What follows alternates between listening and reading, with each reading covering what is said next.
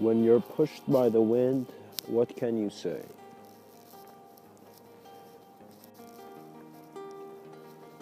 When we look at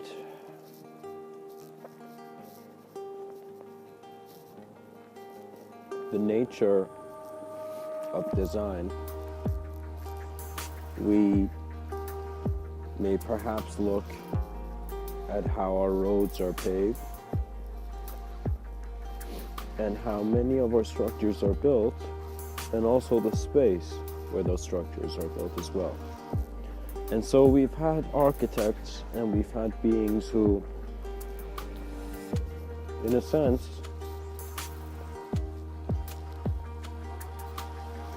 did not just want to build such a design, realized that the greatest design was one to be. To see the design of life is asking you to shape that which is unshaped. Therefore, your questions will carry you to a point where actually you not just find your answers, you become an intermediary. You become the person who's received the answer to then go back in that question. Because there are many senses of self that communicate with one another through one another. Your sense of multidimensionality must begin with you cultivating an ability to confront simultaneous realities. So what that means is being first completely comfortable and self-aware of the present moment, and also completely comfortable and calm with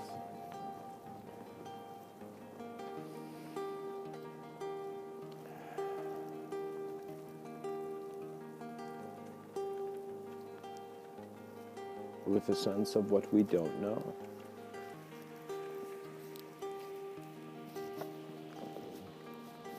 When you see you have enough and you are enough to be your greater vision, you see it was never about what act to do, what's the next thing to do, what to read, what to follow, what to believe or not believe. It was about your authentic involvement with your moment of experience as your moment of your experience. And so, complex words are always driven to simplicity. Because that is the beauty of the nature of a reality that is dual. It quickly leads to observance. Do you know, let us think of the opposite of illusion, so that you're a free being which wants to entrap yourself. So perhaps this may be a very interesting topic, which I shall bring up in the presence of brighter lights. And so when we think about perhaps the fallen angel in biblical texts that didn't listen to God and hence was condemned and thrown, we wonder what were the intentions and the reasoning of one being to create a duality out of a unified experience.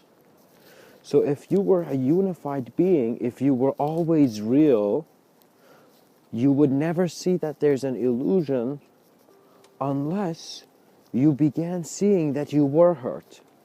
So in some realities, you can even say, being hurt is a sense of revelation. You see, it's not about how you're being, it's not about the story, it's not about how much you remember from past lives or other beings or whatever. It's simply about right now being so present that your knowing is all that you need in the moment. It's a very simple thing.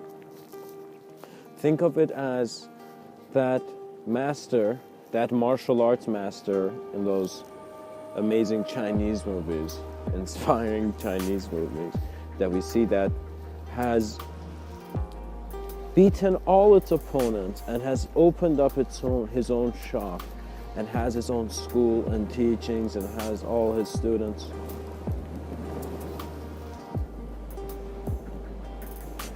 We simply see that the master, after being able to beat every opponent, is found to beat himself into his own grace. And so you see wise men simply become gentle at the end of their lives, because they become aware of themselves, because they recognize a sense of temporalness.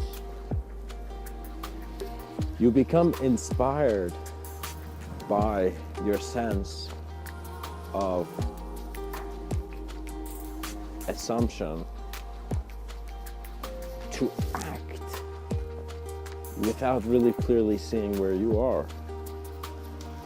Just as we physically pushed, we in a sense, by throwing our own ideas and then being reintroduced to them, as our individuality swims in our collective, our mind finds the journey between the clouds and the ground one made for individual drops. That's simply the design at this stage.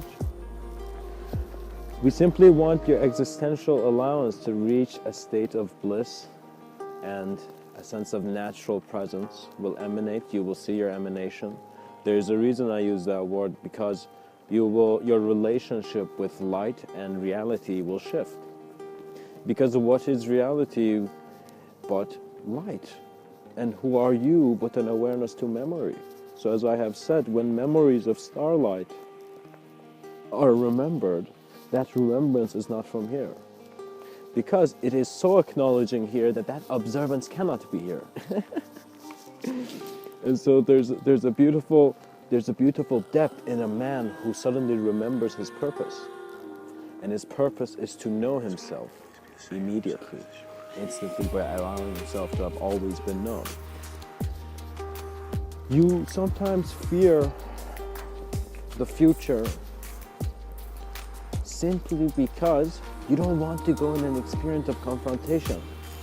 But you will see that your state of being is very beautiful and very pleasant and expansive when it is not worried. And so Terence McKenna has a beautiful quote, and he says, nobody knows enough to worry. And so that means that whatever apocalypse that one sees, it is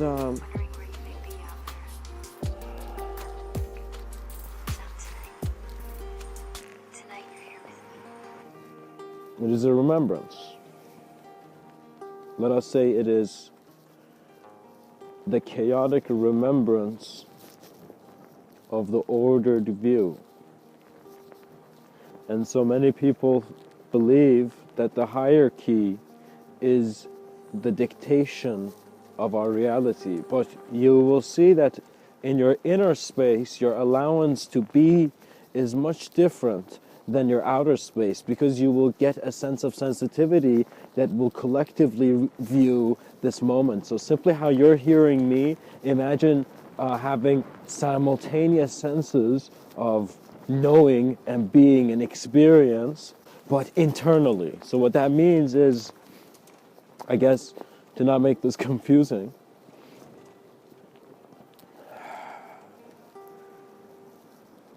you know how you multitask? Let's say you do one thing while you're doing another thing. So similarly, you will recognize that in what is your, at first, your awareness to your thoughts, you can have simultaneous thoughts, and you see that your thoughts keep coming, and suddenly an image, your thoughts react to image, and you suddenly go into this mode of presentation within your own, presence, kind of like within your own view. So that internal experience translates simply into a road to the unknown. And so that happens because you are increasing in existential responsibility. So what that means is that you at first get responsibility. Okay, you don't have responsibility, you don't have a sense of survival. Survival is taught by the experiences and the conditions we navigate through. So as life shapes you, you work with that shape, and eventually you become aware that you have hands of your own as well. And so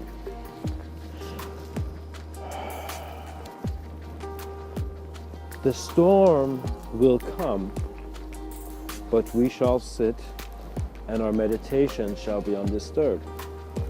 We shall recognize that we shall continue the fact that through the playfulness of man's thought, his ability through his simultaneous realities becomes manifest.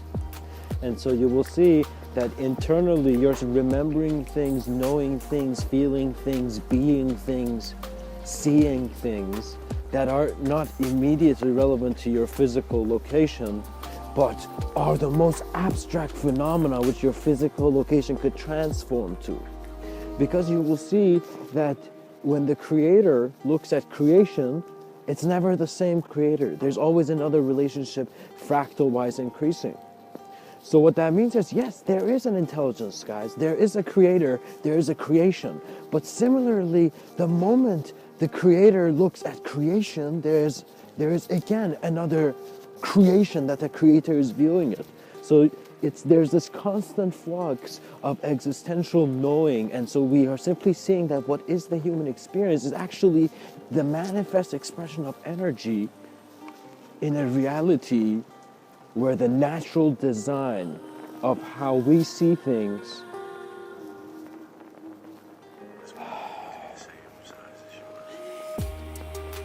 is intuitively observed to be all-knowing.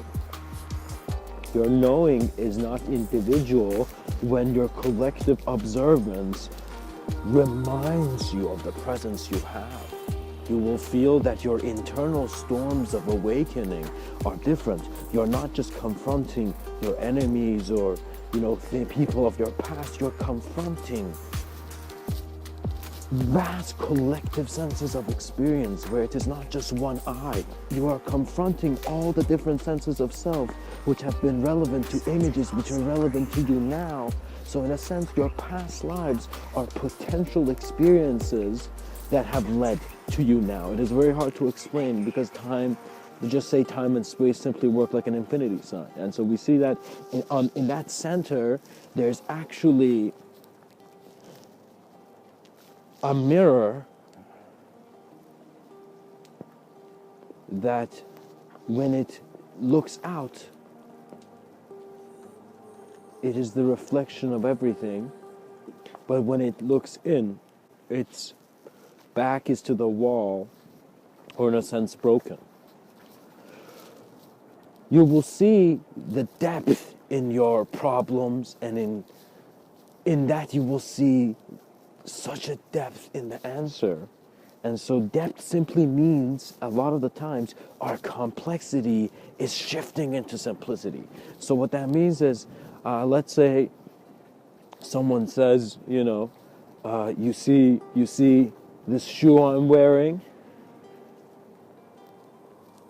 What if the government was the foot and the shoe was society?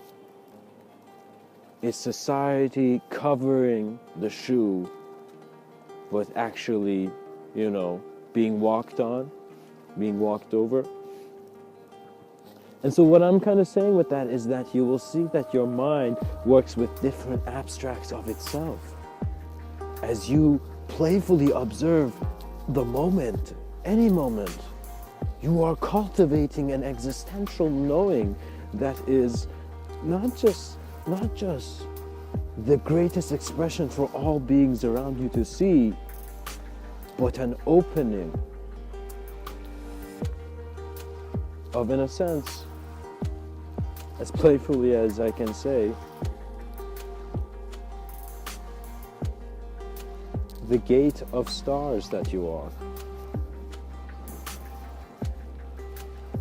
You will see mystery in dishonesty is elusive, but in honesty is an awakening, is a gift.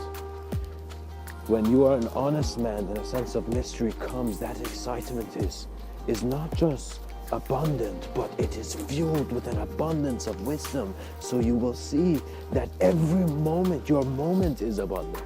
The moment of being that you are, it is one that is navigating through many intensities, and so it is immediately aligned by its allowance to be present through the light that creates it, that brings it here.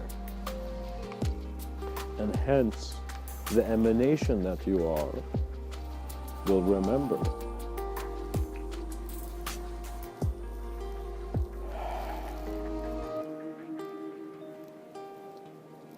The spark of the finger that designed the blueprint.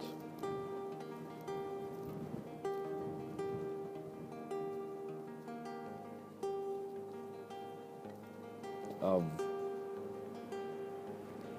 the planes that we are now basking in geometric non-compliance. Man is open to himself, but once he enters that opening, regardless if your eyes are closed,